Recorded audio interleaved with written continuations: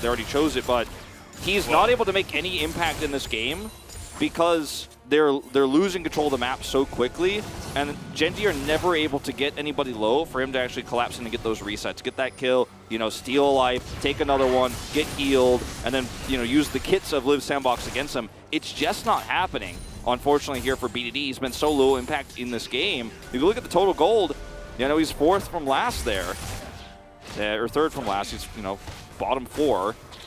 As a mid laner in this really rough matchup, and Live Sandbox just have so much control over this game now. Yeah. You mentioned the range, actually, which isn't really something we talk about too much, but Live Sandbox from ahead, it's kind of what we saw yesterday where the enemy team just doesn't really get to play the game, right? It's like, okay, you're going to try to come into us, but actually, no, Solar Flare, Deadly Flourish, you're going to get a culling to the face, right? Set can always disengage, and you basically just decide when they're going to get a fight down. And this comp actually turns out to be really nice from the early lead that they secured with the the early Prio, the first pick Lucian. It's been working out really nicely for them, and Live Sandbox have just been in total control of this game from minute 1. Jhin was again the riskiest pick, the weirdest part of this, but it was because of all the AD carry brands we saw. It was because we saw early priority for Jinx, for Gen.G. They realized that was what they wanted to hone in on, is make sure the bottom lane is going to be fine. But, you know, he's got a rapid-fire cannon early on, which makes it so much easier for him to actually win more in these team fights. You know, guarantee that extra damage from a safe range where he's not going to be threatened by the Lee Sin. And, yeah, there's a lot of bursts, like you said, if you get caught, but there's no way to lock him down or CC him unless you're ahead. Unless you have wards everywhere, unless you have vision control, then maybe you can catch him. But right now, he's just an immortal cannon at the back of the team fight, just blasting you, doing tons of damage. Yeah, and the Jhin Leona combo, right? You were talking about Leona for effort. It kind of does make sense, even though Prince hasn't had too much success on the pick so far. It's kind of like the best thing they could scrounge up from what was left over. It's like, you know, the leftovers from what wasn't banned. Yeah, and it's clearly a pick that Prince really likes. You know, he's played it 3 times this season. Yeah. It was a bit of a niche pick for him. Didn't work out, but this is the first time where you could see that he's obviously very well versed on the champion, and when Live Sandbox have a lead like this, he knows exactly how to use it to its maximum efficiency. So, yeah. 2 minutes until this next Drake, 1 minute till Baron. The Jinx, you know, has 2 items online and a BF sword. She's still very powerful, and there's still a chance for Gen.G to win this upcoming fight. But without vision control, with all the lanes being pushed against them, minus the bottom lane, which is, you know, until that Drake actually spawns, unfortunately very useless. It's just extra gold here for Rascal. It's going to be hard for Gen.G to really take a fair fight on this Baron. It's not going to be a fair fight if Live Sandbox want to try to take it right away. Prince just went back and bought IE. He bought the Infinity Edge, and you were talking about items here for the AD carries. He's going to hit that breaking point first. I don't think that Ruler's going to have Infinity Edge for the Baron fight. Nope. I don't think he's going to get it on time. He just got the BF sword like just moments ago, so I don't think he has any. He's desperately farming. They're giving the majority of the farm over to him. You know, Klid's not even really farming that much, and you can see, look at the positioning as well. I think LS would be really happy with this one. They're prioritizing the Ocean Soul over the Baron that is about to spawn, and they're actually looking for the pick on the Rascal first. Wow, that stopwatch gets a lot of value. Still not going to live. I mean, that was almost just like a mental game. Like, they were mind gaming, and I'm like, all right, we're so winning, it doesn't even matter, but there's no way he actually thought that was the timing of Solar Flare. but now look at this. Coming over here. Trying to get in. The Equalizer is used on the Baron as they're trying desperately to DPS it down, but the damage is coming out already from Fate. And the chase is on. Summit is going to get a huge engage into that back line and will survive for quite a while. Ruler and BDD still on the run, but Krako and Effort are hunting them down. Ruler will absolutely not be able to get away from this one, and BDD will meet the same fate eventually, as down he goes to the hands of Fate, and they're going to look to push to end the game. Yeah, this is very likely just going to be simply the end. Really greedy play here from Gen.G to try to rush down that Baron. The Live Sandbox had so much vision control. Look at all the wards they still have around the Baron pit. This was not something that Gen.G thought they were going to hide or get away with. They just thought, okay, we've got to do something greedy. But double teleport was available. Yeah. You know, the response was right there. Effort just going to tank it up. They want to end the game right now. Yeah, they want to get on in there. Life is, he's just running away, and they can just zerg it down. They don't even need to look at the enemy champions here, although Fate is going to go down. They got to hit the Nexus. Prince has a lot of room, and one more shot will do it. And in 27 minutes, Liv Sandbox dominate Gen G in game number 1.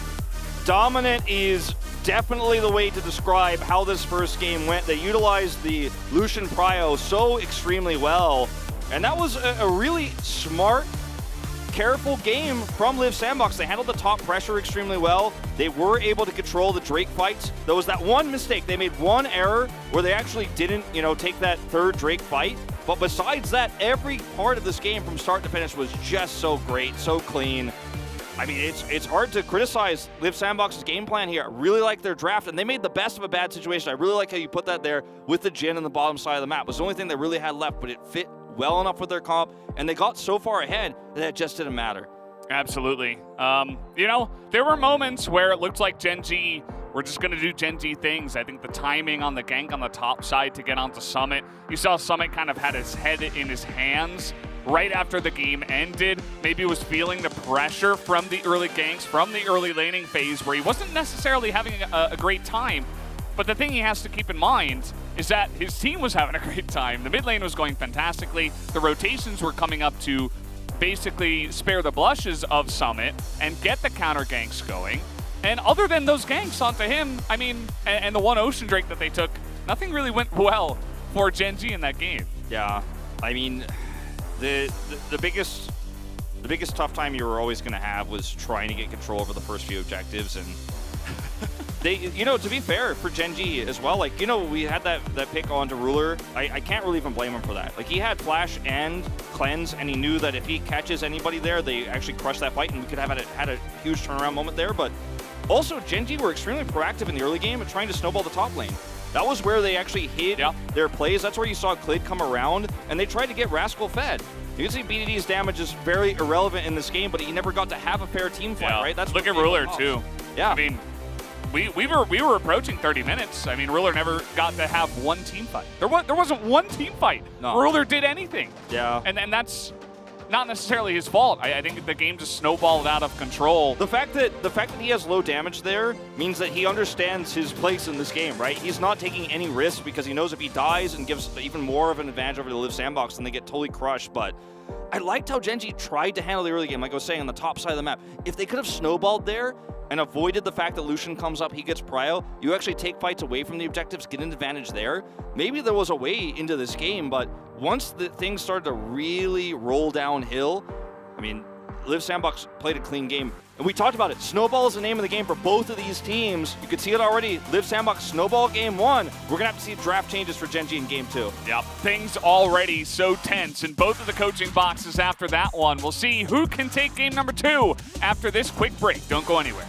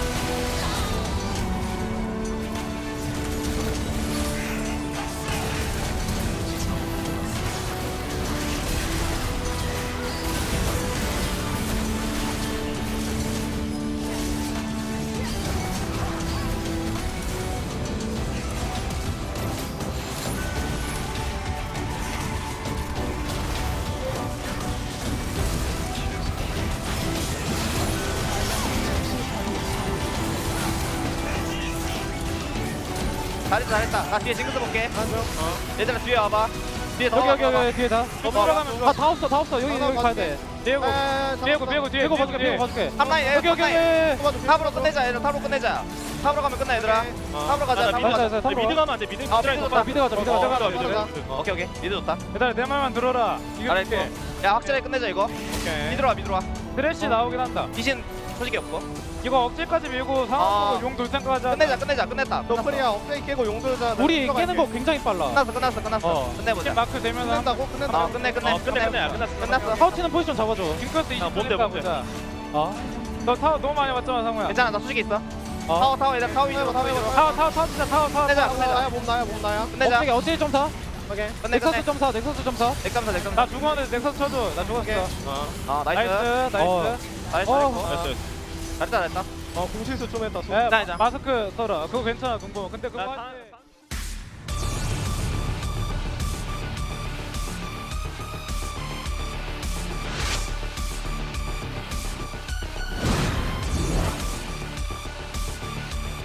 They're going to pick up that Drake. Nice little engage coming in, but immediately denied by the set as the Diana ultimate does get a lot of value. But now fighting front to back, and a massive kick comes in from God. And this is exactly what Dalmon's comp is so good at doing. They get one in.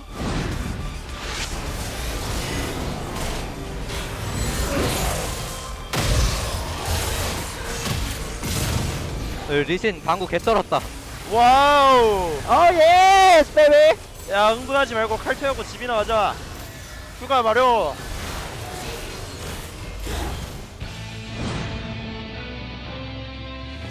Faker actually didn't react to it. Great hook on the bottom side here, though, as Teddy's going to get devoured just in time there, but is it going to be enough? That's a really long-range rocket from Prince. Fantastically played. Teleport going to be invested here by both Faker. See whether it's going to be enough. That play was incredible, and now the Cyclone comes in. Super Mega Death Rocket is exactly that, as it's a double kill. Make it a triple, as another Giga Range rocket comes out from Prince, and he almost gets the quadra kill afterwards. Live Sandbox up.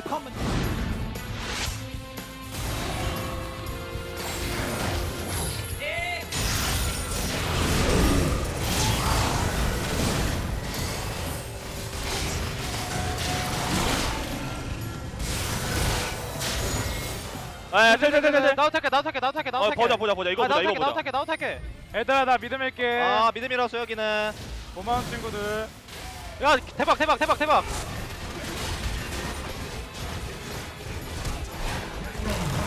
야, 따라와봐. 한 명 오세요. 나이스. 시원하다.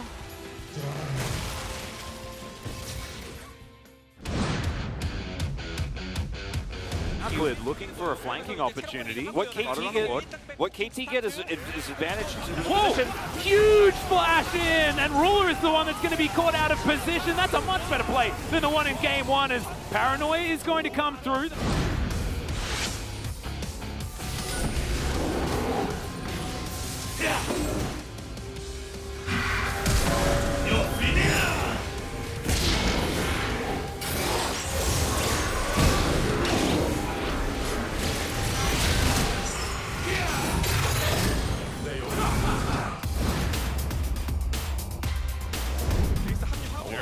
There you go. Comes on in. Dread is easily able to get that objective, but KT want to get the engage, but that knockup is so massive from the side of Lehens, as that is just way too much damage on the follow-up.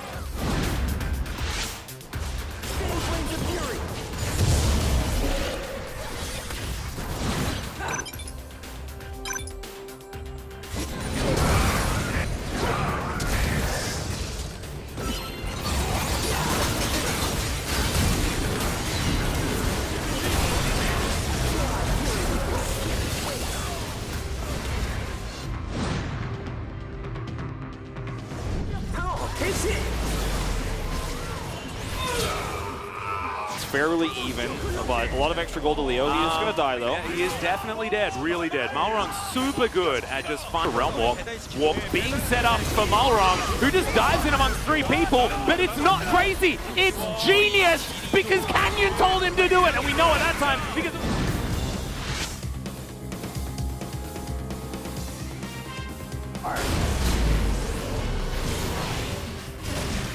야, 바로 잡았다. 안녕히 가세요.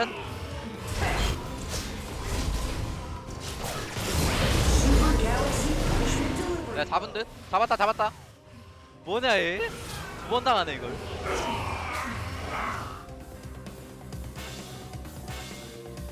갈래. 이거 보내줄게. 나왔어.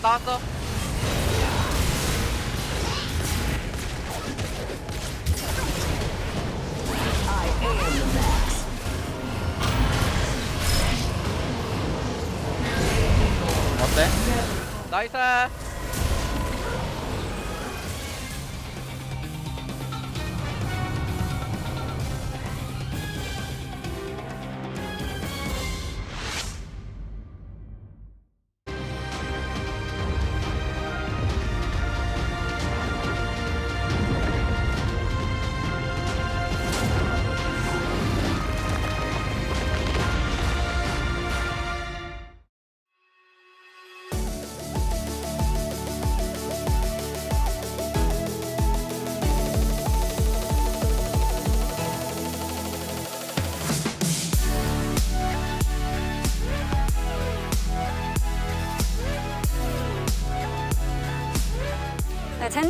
Hello and welcome back everybody to the LCK Analyst Desk.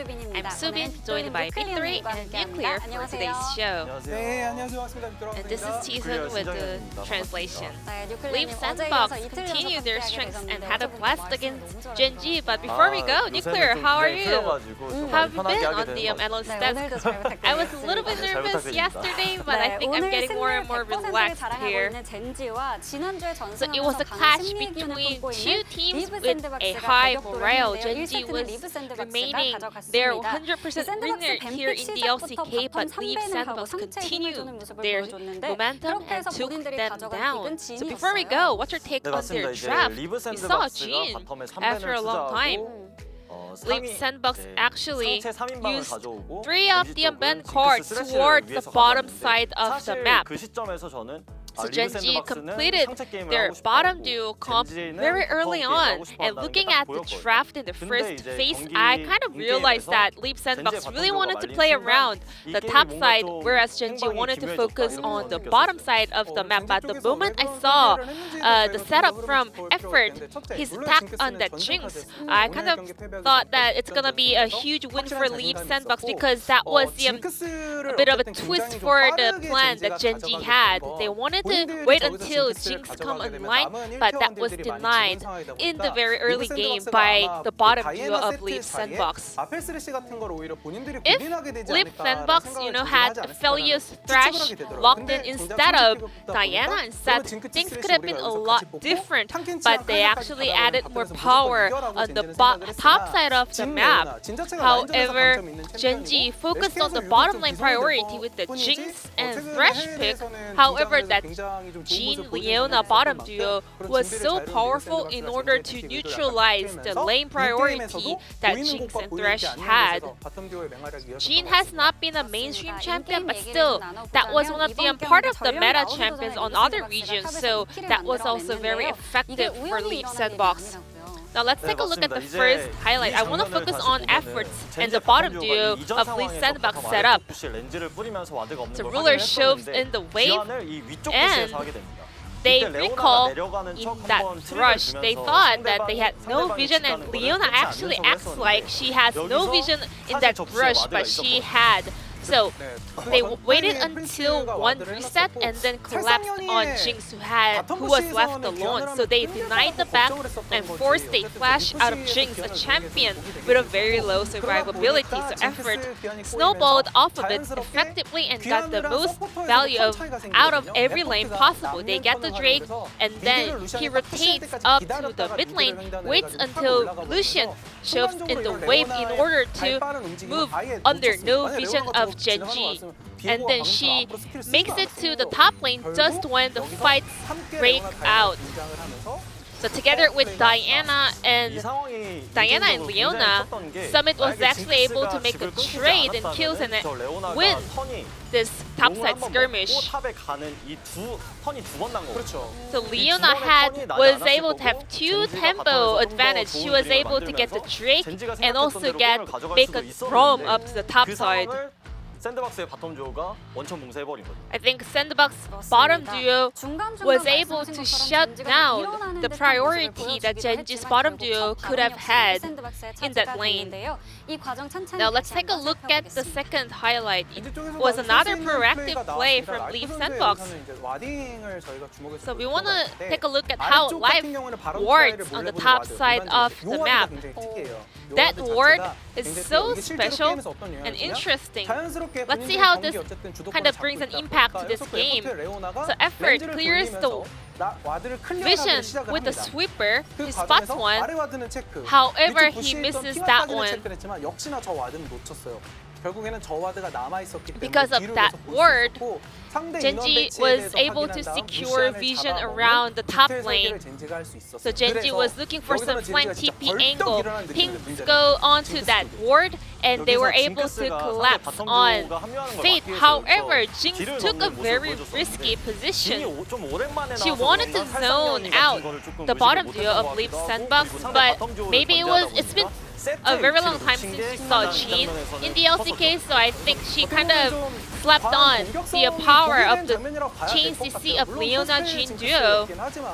And as a result, because of the positioning, because she tried to zone away two players by himself, she got punished very hard by that Seth and also the rest of the Leaf Sandbox players. Seth was able to also find the perfect angle to find the escape and also turn it around. Leaf Sandbox was able to take down the first place team in the LCK in under 30 minutes of a game, and the player of the game will go over to Effort on Leona. The first rotation, I think the first kind of setup he had in this game was a game-ending one. Because Leaf Sandbox in the beginning, well, I think Genji actually had had an edge in terms of the topside trade, but with that rotation on the top lane, they were able to actually tie up the situation of two teams. This one as well. Leona places the control ward right when Thresh throws the lanterns. The Cleed was not able to take that lantern to survive. I think the synergy and chemistry team together with Prince was really on point. I think Jean Leona might become a thing here in the LCK after watching this game. I thought Jean and Leona would lose so hard up against Jinx and Thresh, but I might change my mind. I think it depends on the pilot, to be honest. And Effort was able to secure 5 votes for 12 in total. And I think every player on the side of Leaf Sandbox was able to get at least 1 vote, which means their synergy and teamwork is on point, and it was a team effort to take down Genji. Will Leaf Sandbox bring Genji's undefeated streak to an end in game number 2, or will Genji secure it by winning game 2? So let's check it out. Thank you, G-Sun, as always, for the wonderful translation of the analyst desk. Effort was able to pick that one up, actually his 3rd player of the game so far here in Summer, and he did have a fantastic game, but split votes abound because the team overall did just have a great performance. Yeah, a lot of those big plays you see from him, especially in the early game, happened because, you know, Fate has prio, but she's very excited about her sign, but also very unhappy to be on camera, I think. Or a little bit shy to be on camera, not unhappy. But anyway, Genji will pick red side for the 10th time in a row, to the surprise of absolutely no one who's been watching and following the LCK so far this season. And I thought they had a great draft. Minus the Viego, I thought the Viego was a little bit questionable, but it could have worked, as we talked about a lot in the game. But the fact that, you know, Liv Sandbox were able to make this this bot duo look like a very strong choice with the control they showed over the map, and even that roam to the top side. You know, it proved that even though a lot of people will look at this draft and say it was somewhat inferior, their team play was so good around knowing their win conditions, they were able to make it happen. I think we need to see a big change in terms of prio control here for Genji and those lanes when we go into game 2, because, you know, that's the name of the game for both these teams who are so incredibly strong in the early game, and prio just gives you full control over. first Drake, first Herald, first Turret, and often first Blood as well. And those are the big things that snowball you forward. That's how both these teams have found their success. Absolutely. So going back into the draft, I'm curious to see how things will change for game number 2. Obviously, you and I think everybody here on the LCK team, very much on the hype train of Set. And we saw that kind of go through the ban phase. We saw that go through the first 3 or 4 picks. Will that be proud anymore? Will they let them get the Lucian again? Because that was another key pick for the side of Live Sandbox, how they got so much prio in the mid lane. Or will they just prepare a better pick to potentially stop that? No, the answer is banning it first. Yeah, I know this means that it's going to cause them to lose a priority red ban. Like the Akali, for example, might end up being taken out here. Like you either give probably the Akali or the Ezreal here. Or the Renekton. Or the Renekton, right? Like those are the 3. The bans are so far identical for Live Sandbox. They'll take the Lulu away. They want to play the Diana. Renekton's left up. But I don't think necessarily Live Sandbox are looking to take that here, even though we've seen Summit play it already this season. It was left open against him once before. We'll see if he does grab onto that, because the Lucian first pick was perfect last game for what their comp was trying to do. He hovers it here. They're going to take the opportunity, it looks like, to have some of that top control, but Gen.G goes straight back to the Jinx that we saw last game. Not much is changing here. The Volibear, however, definitely, as we said many times going into the series, Clid's best champion so far. And that does leave the Rumble open, which again is a pretty nice combo with the Renekton just because of the damage profile. And the guaranteed stun that he has. You know, you've got good CC to lead into that damage. You could definitely create a fiery top lane with this one. And they are going to lock it in. Which does mean no Diana this time around. Will we see the prio onto the set from Live Sandbox? Thought that was pretty crucial from Summit, but the there's a lot of things that work well with the Renekton, but they take the Rumble away, and now almost I wouldn't be shocked to see Leona here, but the set is the stronger pick overall. They're going to take that. You know, you don't want to give that over to the Volibear team either. BDD will be able to get away with the Azir this time. And already, if you look at the changes we've seen to Gen.G's draft, they're playing towards their individual players' strengths. And, I mean, you look at, if you think about Ruler, BDD, and Clid, like these 3 champions that are locked in are iconic for them so far this year. Jhin is banned. Wow. And they may just ban the Kai'Sa too here once again, like we saw last game, to limit the pool. But when you take the Azir, you do lose the opportunity to have that fallback support for the Jinx. Like now they can ban the Thresh and the Tahm Kench. Tahm Kench could potentially ban from Gen.G as well if they're like really worried about Senna Kench. They did that last time, but as you mentioned, well, it's not Kai'Sa, but the Leona also. Taking that away from effort, not a bad idea. Yeah, that was the other option I thought they could have taken instead of the set if they really wanted to have that same sort of play style and look up to blow up targets with long-range engage with Solar Flare and the Equalizer. The Tahm Kench felt like a no-brainer here, but they're actually going to take away the Gnar instead. It's going to remove a lot of that late-game teamfight prowess, because if you look at the CC that Gen.G have already together and some of the late-game engages they can have, Gnar makes that even worse. So Tahm Kench goes through, will be picked up here. How deep do the champion pools go here for Prince? I mean, like, Effort could still play the Nautilus. Wouldn't be surprised, wouldn't be shocked. They could also flex something into this Azir and play support set. So something to keep in mind here. Yeah, means that you kind of get that Leona ban for free, but he's actually thinking about Rakan. And we'll have to see what the AD carry that is that goes alongside of this. As Tristana is the hover for now. Definitely a pretty aggressive bottom lane when you do look at it, especially in the duo. Yeah. Xayah also an option here. Vayne? Vayne, once again, could be Nasus? played. Not that one. That's the one of the hovers that we won't see. Yeah, which one of these things is not like the other? Kai'Sa I'm a little bit concerned about, because you don't really want to engage into this comp. Like, when will you ever have a great opportunity to Killer Instinct into Tahm Kench, who can devour? Azir is going to be able to slice you to pieces. Clid can stun you. Jinx was the only target in here that you might want to blow up, but there's like so much disengage, and even with the Lee Sin coming through here, I would have actually rather have seen the Vayne, personally, it was Xayah or the Tristana. But we'll see how this works out. Yeah, I think they're just thinking about their own composition, which is just, you know, mainly going to go straight forward at the enemy team and try to engage. But as you did mention, I mean, Gen G do have a lot of tools to handle that engage. We'll have to wait and see, you know, who's going to have the jump on some of these team fights. Because if somebody gets caught out, if anybody gets caught out, they can just be blown up from the side of Live Sandbox and what they have brought in. Yeah, Renekton going to be great with the Rumble. It's going to be a tough lane again for Rascal. Clid is going to have to make a lot of trips to the top side of the map. And we're going to see basically a 2v2 up there almost non-stop, just based on how these lanes go.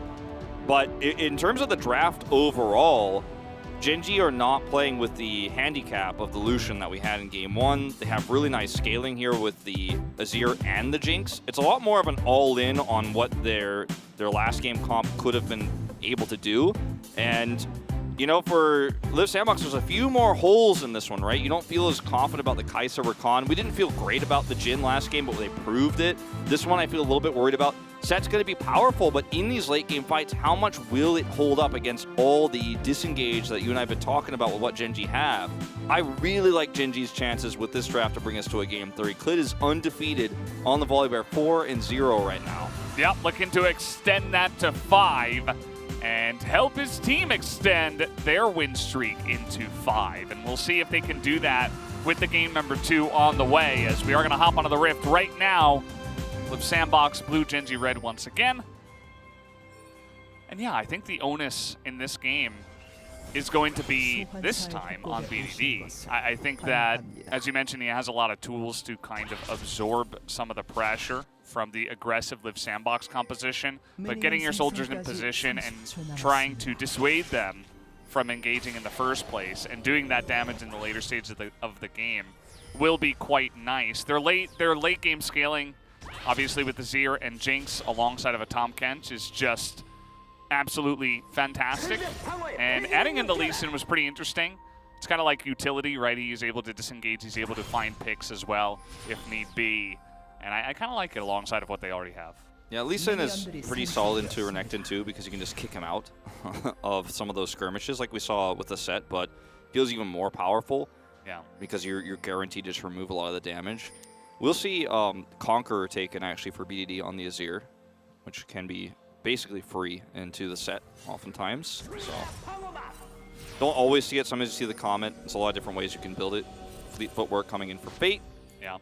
The one guy who can't really be denied entry into these team fights is Set, right? Yeah. There's going to be a couple of guys in the front line as well, potentially, for him to just ride into the back line, right? You can get the Volibear. If Clid decides to engage, you can just ride the Volibear into the back line and potentially get on top of BDD, Ruler, Life, and get into that squishy back line. Even the Lee Sin.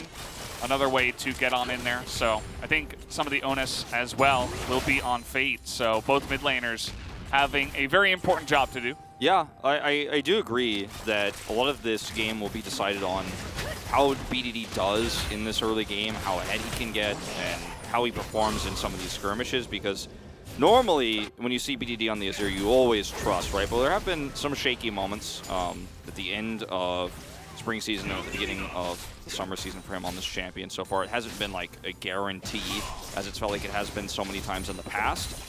But I also think there's a lot of onus in this game on the jungle players, right? Like the snowball that you can have with Kroko. I mean, he's got the faster clear. Oh boy, here we go. The flash already coming in. BDD has the dash. He's able to flash as well to get away from that one. But that's early flash is blown in the mid lane. But also Kroko had to flash to try to make that happen. Yeah, so, you know, trading up in that regard for Gen G, but in Azir without a flash is always more vulnerable.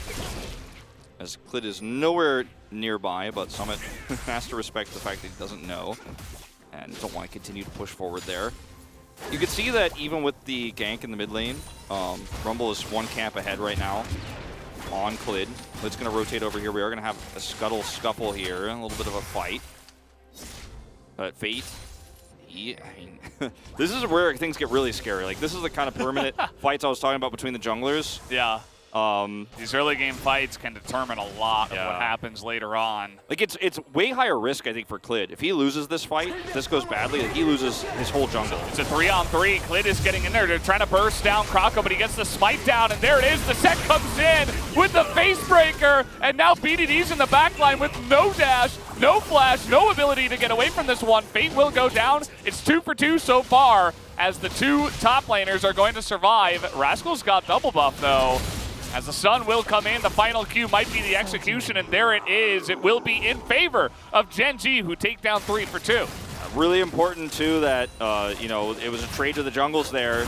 Because like I was mentioning before, if you end up dying as Clid here and Krako survives and he takes a lot of your camps away, and you can basically have a nightmare of a game ahead of you, like we saw from Malrong yesterday. But we're going to trade Scuttles now.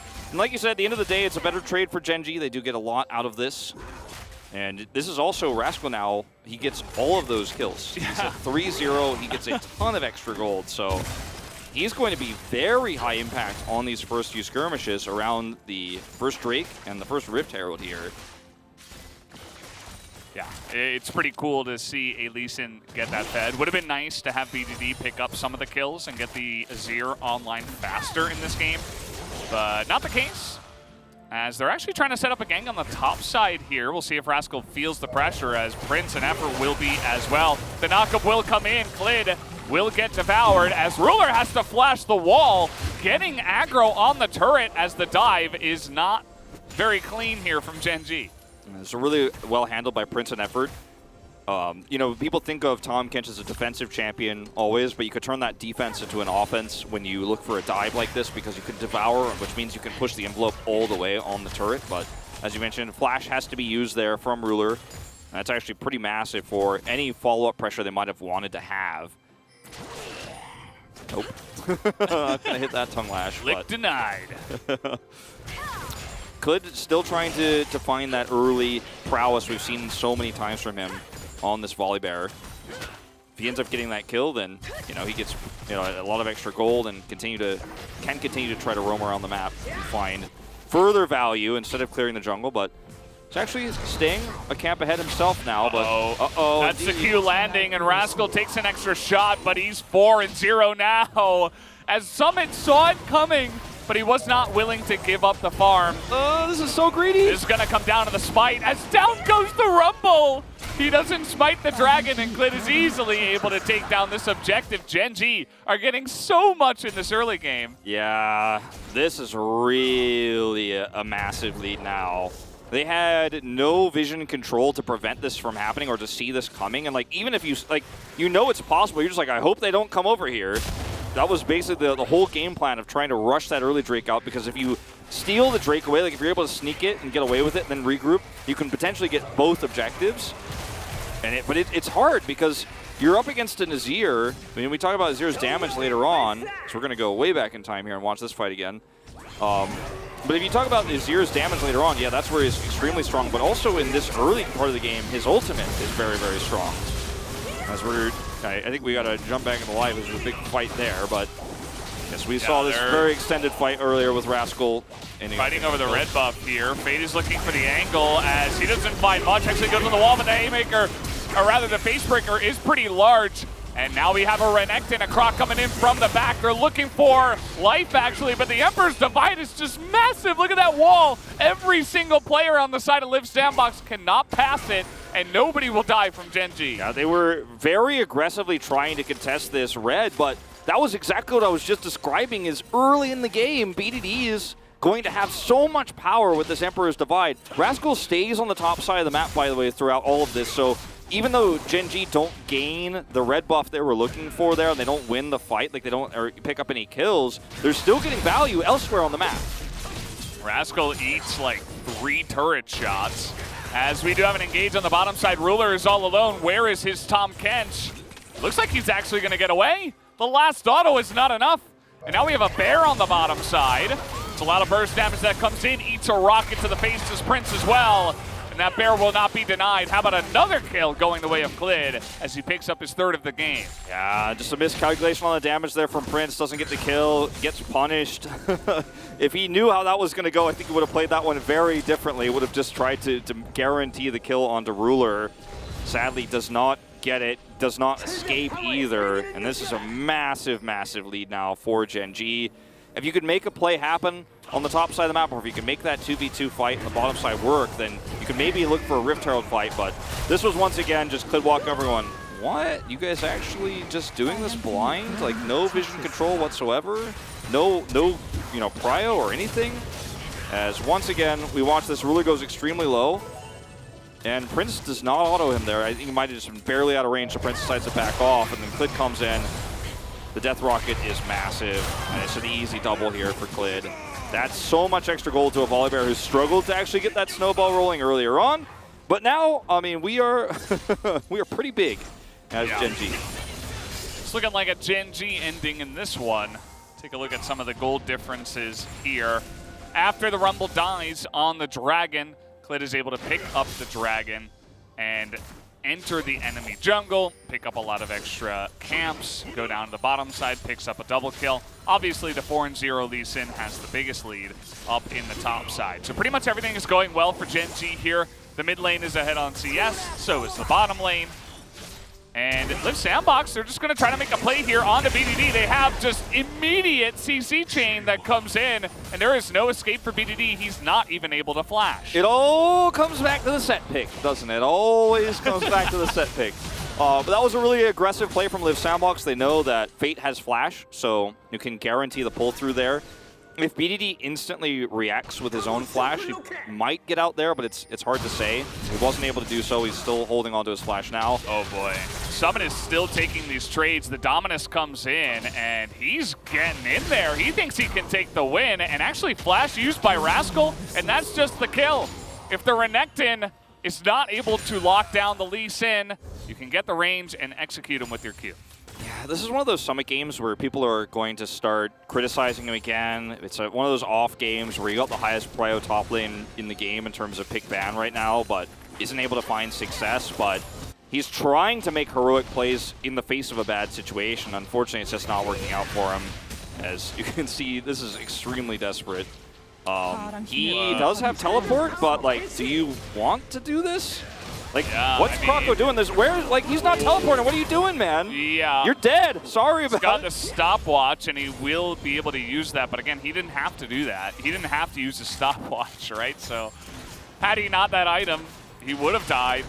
And maybe he was just trying to bait out the rotation from Fate up to the top side, but Rascal easily reads that. Yeah. Gets away. Set was coming up, and I think even seemed like forward.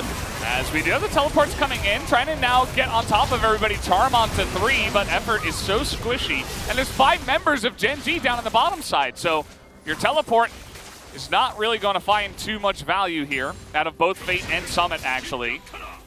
As the Q from the Lee Sin is going to miss. They're trying to trade back a little bit, but this is Gen G's Rift. They're ahead 5,500 gold at 11 minutes in. Ruler's just getting more gold here on this turret. Plate's going down. He gets 160 off this one, solo by himself. And now they've got the Drake prio that comes with it. They get the Drake. And like you said, the Rift belongs to them. Last game, it was a bit of a snowball for Live Sandbox early on objective control. They didn't have as much of a gold advantage, but the objective advantage really started to stack up.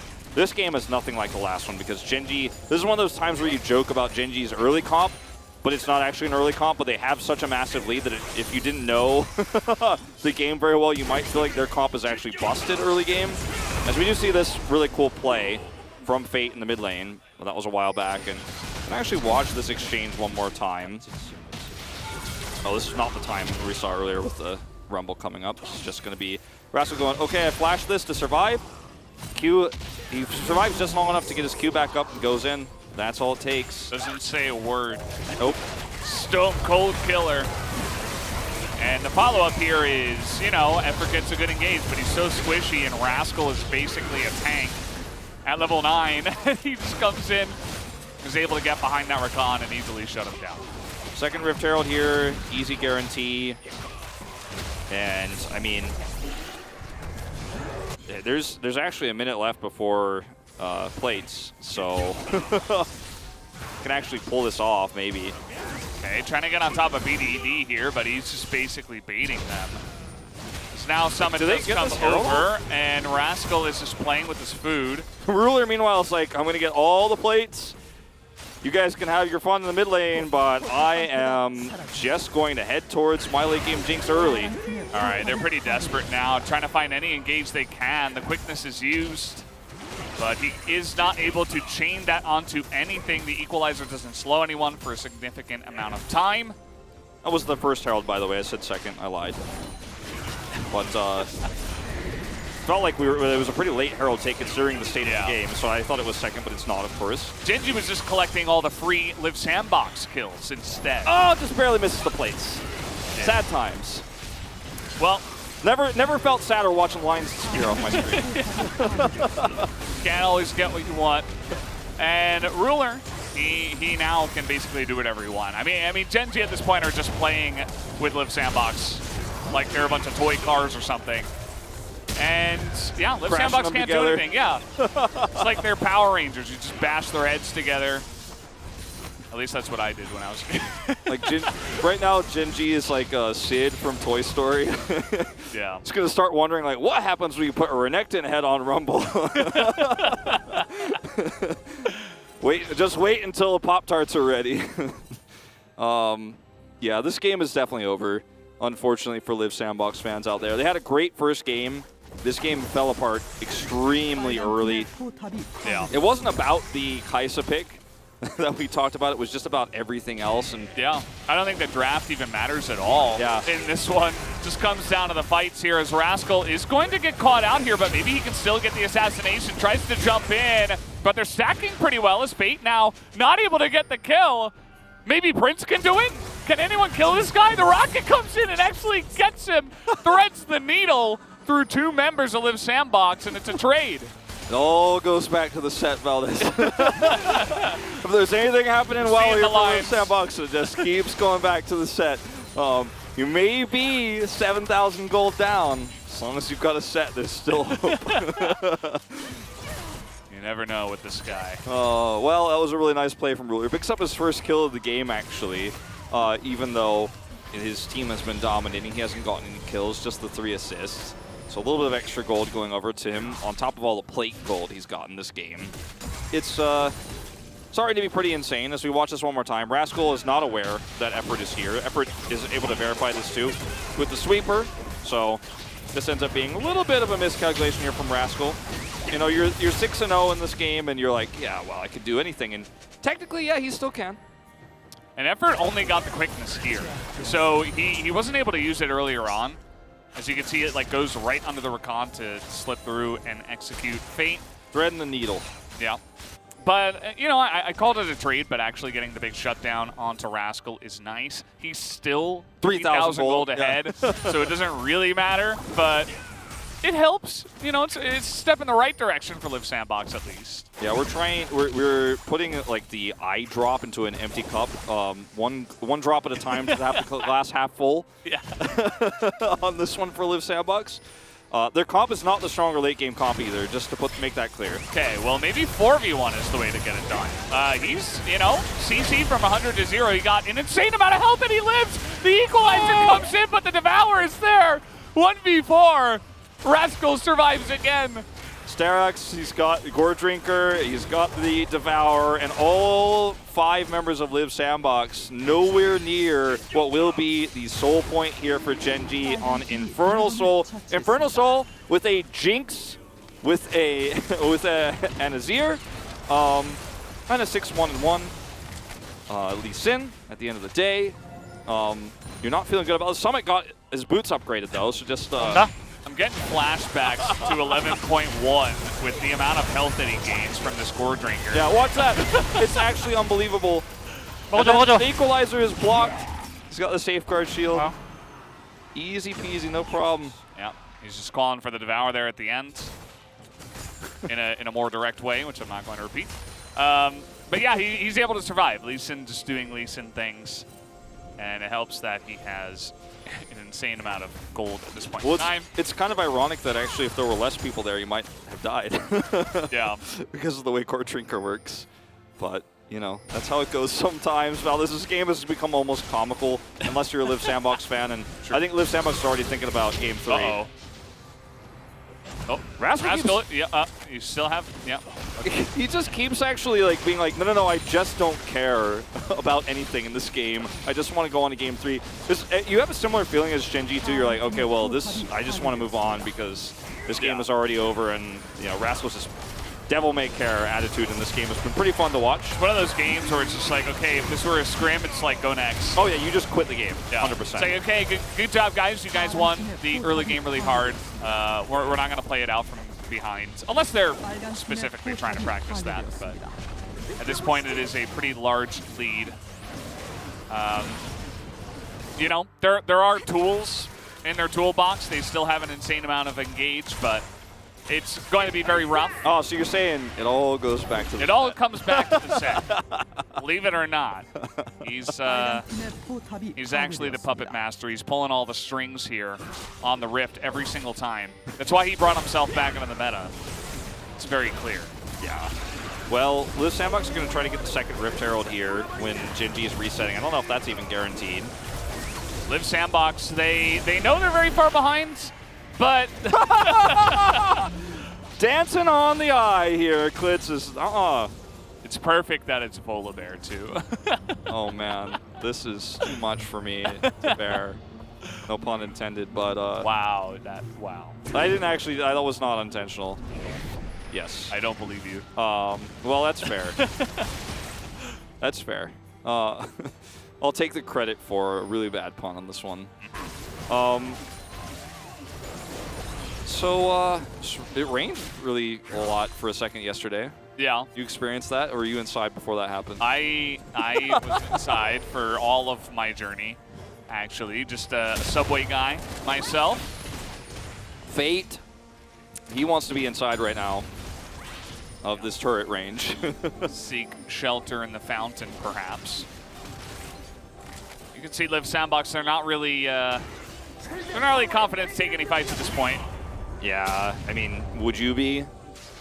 Well, if it were solo queue, if it were solo queue, the game would have ended already. Yeah, you would have typed /FF. Everyone would have clicked on the Joaquin button, or the Sulak button, I guess it might be in this case. My client in English recently, so don't remember, but you know, it's I'm trying to think of a way where this goes well for Liv Sandbox, or how Genji could mess this up, because this is like an even bigger lead than when Liv Sandbox beat T1, right? When they came back and had the Vayne fight. Like, they had a Vayne in that game. So you're like, oh, okay, well, Vayne kind of fed some items. This is a pretty early Baron. We'll see how the turn goes. Again, Liv Sandbox's engage is really nice. The equalizer does come down. Genji, I like that they give respect to this. Yeah. I like that they back off. But Liv Sandbox, they just don't care. They just don't give a damn. They're like, okay, we'll take the Baron. Wait, no, we can't. We can't quite do that. The spike comes in, and they're trying to get it done. But look at BDD. He just does way too much damage. Prince gets 1 kill, but that's it. He's able to avoid the rocket. And you gotta live Sandbox sometimes, even when they're getting crushed. They never back down. They don't just let them slow push into the turrets, into the fountain. They're always willing to take a fight, even if it means their demise. Yeah. Because they knew that if they backed away, they were going to lose anyway. Like you said, they have the set. They have Equalizer, which, you know, in a fight like this where the Baron, everybody's grouped up, you're going to get the most potential value. I mean, Fate was actually very close. I think we are going to watch this one more time. Look at everybody grouped up here for Genji. Like, if Fate is, you know, like a few pixels closer to them, he can actually flash Facebreaker into this, and then the follow-up Equalizer comes, and maybe you actually win this fight. Like, he's actually kind of left on his own because there's a little bit of a disconnect here between Liv Sandbox's comms. Instead of actually looking to win the fight, they go for the Baron secure. Half the team just ran at the Baron with the 6-1 Lee Sin as a pit. It's like, well, probably not the play. If you actually push away the Lee Sin and you try to engage on the 4, yeah, it's the right play. If you actually look for the engage there with, you know, it's hard. You're losing this game. You're thinking about game 3, but if you engage with Fate there on the left side, I think maybe that fight is winnable, but definitely a disconnect there. Yeah. But can you blame them? I mean, they took a first win in this series. They've got to fall back to game 3. That was unlucky. Timing of that. Yeah. But this Soul. Soul on top of it all. Very fiery cherry. you know, on top of this victory that Gen.G are already, I mean, they're already practically guaranteed. I don't actually, I've had very few games of League of Legends like this that I've commentated this year where I've just been like, yeah, no, this one, you could just tie it up with a ribbon and put it in a box. But this is definitely one of those games. Yeah, no, it definitely is. We're not going to pull your guys' leg. 10,000 gold ahead here at 23.5 minutes with Infernal Soul. You're feeling good with your Jinx and Azir with the Tom Kents for safety. Liv Sandbox will try their best, but this one is, you know, this one is what it is. The Observer, Jonah Strong, is showing us that there is one ward. It's on vision, though, so if a teleport comes in, they will know immediately. Yeah. We'll see if, there's Fate. a deeper one. They go for. Fate is going to go for it. Yep. And so here we go. They see him coming in now. The equalizer is really nice, and we'll see if he can get the angle, trying to get on top of the Tom Kent as well. Effort just dies immediately, and now Fate will go in, but the damage is not quite there, as Krako is trying to follow up on that. And here comes Klid, and Rascal looking to get it. I think he just smited him to death there. That is going to be the clean ace, and should be the end here of game number 2. It almost once again went all back to the set, but this is one of those games where Set's win rate's going to go down a little bit, but it wasn't about him, and Gen.G just played a fantastic early game. Klid really started to snowball things when he got those 3 kills, when he was able to get the first kill there in the jungle, and then those 2 on the bottom side. What? Yeah, I don't know. Did he try to walk across and he was actually blocked by his teammate or something? That looks pretty weird. Either way, guess so. Either way, Ruler with a little celebration perhaps there at the end. Very straightforward game. Came down to the 3v2 kills that got Rascal too far ahead. He was able to snowball the top lane. And for the first time, Valdez, in this series now, Liv Sandbox will have the opportunity to deny the red side pick away from Gen.G, something that they're probably going to consider during this break. I mean, who do I even write down for POG in this game? the fans. I forget. Like sometimes when I don't write down a POG in a game like this, and then the person who comes and grabs my vote like walks over, I'm like, right. Yeah. I'll mark one for the Lee Sin, who obliterated the top lane this game. He had many numbers, big numbers, the best numbers. Yes. He's got them all. This was a game where, you know, it wasn't about the draft. It was just about the early lead and the snowball that came through with a comp that's supposed to explode late. It was kind of interesting how the dominoes fell so fast. Yeah. You know, like there was the one fight on the top side where the Lee Sin got fed, but then it was like the solo kill, right, from Rascal, and then it was Krako getting found on the Drake, and then I think they dove the bottom lane and they got a kill. And it was just like 1 by 1 in the span of like a minute and a half. The game felt just kind of over because every single lane just got bopped in one way or another. And there was just no way for Liv Sandbox to really come back. There were quite a few moments of greed from Liv Sandbox when they were a little bit behind, where they thought, okay, maybe we can sneak this Drake, that we can grow up and fight the Rift Herald, even though it's an Azir at 6. You know, he's got his Zipper's Divide, it's going to be tough. It felt like Liv Sandbox were in a lot of ways trying to really win that part of the game that they were behind in with one hand tied behind their back. That's Cloud Templar with the wig. Yeah. Oh boy, big fan. I hope we can do more content like that in the future as well. Me too.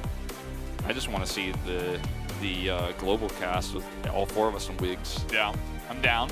I'm down. I'm like, you out there, Chronicler? Oh, they're down. Like, they're down. I know you're down. It's like, hit me up. Look at Rascal's damage. It's funny that almost half of it was just in the first 15 minutes of the game because the game was only 24 minutes long. It was him slapping Renekton, who actually has, I believe now, like somewhere around like in his win rate's in the high 30s. Even though he's been high prio, he's had very, very little success here in the LCK so far. Yeah. There's so many high priority picks that, like, if you get the Renekton and you pick him, the other side of the coin gets sometimes way better picks on red side. And again, it's like this game is just like, doesn't really matter who was in the top lane. That could have been Gwen. That could have been Lucian. Well, maybe not Lucian. But, you know, another pick like a Gwen or Viego or something like that who gets behind and just gets dominated by the Lee Sin after the fight. But either way, guys, that was a pretty straightforward one. We're all tied up here. We're going to have game number 3 after the break. So don't go anywhere. We'll be right back.